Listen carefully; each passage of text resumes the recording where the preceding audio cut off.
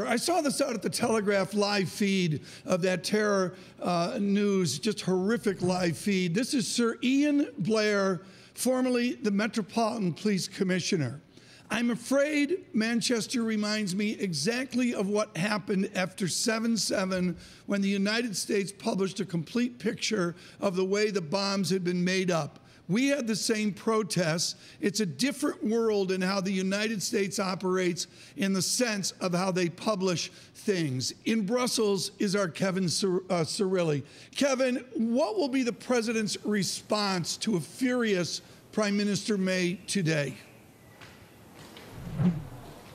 Tom, Washington just waking up, but I've spoken directly with two political advisors to President Trump's political orbit, and both advisors telling me that they feel that this only underscores the president's criticism of the U.S. intelligence community's leakage and how it undermines the president, but also, more importantly, national security.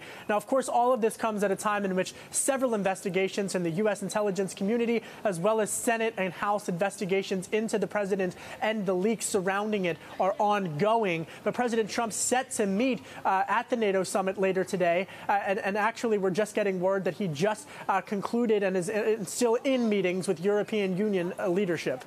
Kevin, another idea here, which I know Francine has touched upon, is I find it absolutely amazing that President Obama is meeting with Chancellor Merkel in Berlin as President Trump tries to act presidential in Brussels. Is the Trump team shocked, removed, or they do not care that President Obama is getting FaceTime in Berlin?